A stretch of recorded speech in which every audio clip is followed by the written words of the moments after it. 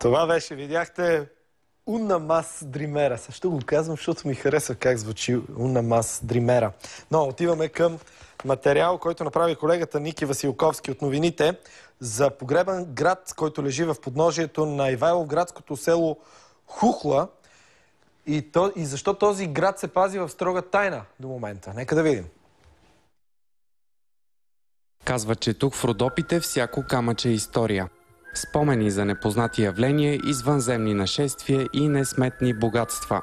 На 7 км от Ивайловград, в живописното село Хухла, мистериите и реалността се сливат в необятната панорама към Гърция и Турция, която се разкрива от възвишението Свети Илия.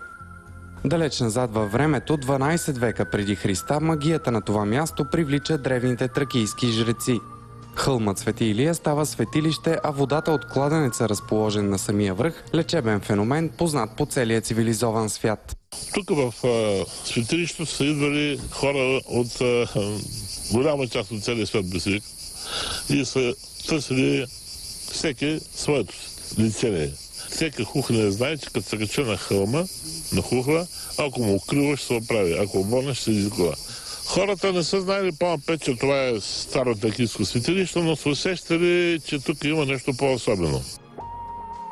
Най-голямата мистерия на това място е огромен подземен град от тунели и водопади. Подходите към него обаче се пазят в строга тайна от малцината, просветени в мистериите.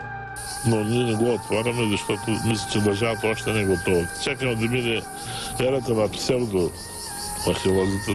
Част от погребания лабиринт е старият кладенец на върха на възвишението. Отдавна пресъхнал, за него се носят легенди за силна лечебна сила и хиляди поклонници от близо и далеч.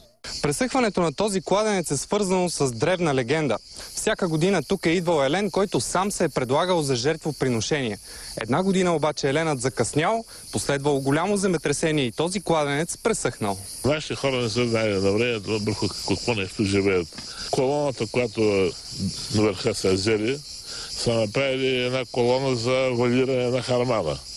С идването на християнството, възвишението Свети Илия става място за преклонение пред светеца. Поверие разказва, че именно в този район е неговия гроб. Векове наред, в жегите на връх Илинден, момите от Хухла са катерили този връх.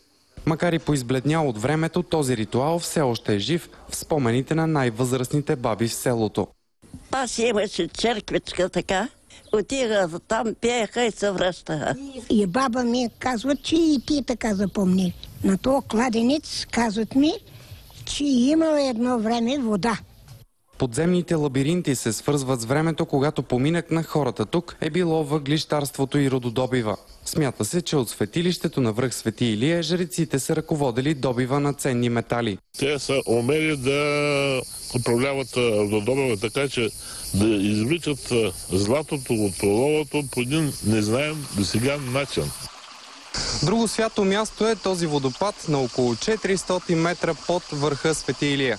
Твърди се, че от основите на този водопад тръгва тунел, който е свързан с подземния град под село Хухла. Местността около водопада е срутен вход на пещера. В околностите е намерена стилизирана скулптура на войн, доказателство за култовото значение на мястото. Просто няма място, в което да се заведеш просто и да не бъка от археология. Връщаме се в селото, където възрастните хора помнят друго паметно събитие, почернило населението на цяла Тракия. Клането на турския башибозук през есента на 1913 година. Трагедията около Балканските войни затрива повечето от мъжете в Хухла. Баба Злата помни от своята баба трагичния край на един от героите – Колю Трендафилов. Ма ти като видели това момче, здраво момче, хубаво, красиво, и го фанали и го вързали. Затърли от тази къща и го запалят, наливат газ и къщата запалят. Всяка година около Илинден свещеният връх Свети Илия става център на шумни празненства и родови срещи. Страстите се вихрят около малък параклис на възвишението, възстановен преди 4 години от основите на древен храм. Много нарушен беше това. Турките паднали, това на половин камен. Бълкут си фалях. Изкъртих до здравото. Цялото от основи направи, обаче сега дойде пак поправки да направя. Напоена с кръвта на войните и погребала съкровищата на няколко исторически епохи, земята под село Хухла е дала на България десетки таланти във всички области. Около Илинден, когато забие камбаната с механизъм на стар москвич, идва ред за връчването на наградата почетен селянин на Хухла. Статуетката символизира земното кълбо в един пробит селски цървул. Всеки тръгнал от селото по големия свят да го познава, рано или късно той се връща там, където е започнал. Тази година наградите са две – за виртуозния турски цигулар Недим Налбантоглу и хухленския поет Петър Василев. За Здравей България от Хухла, Николай Василковски.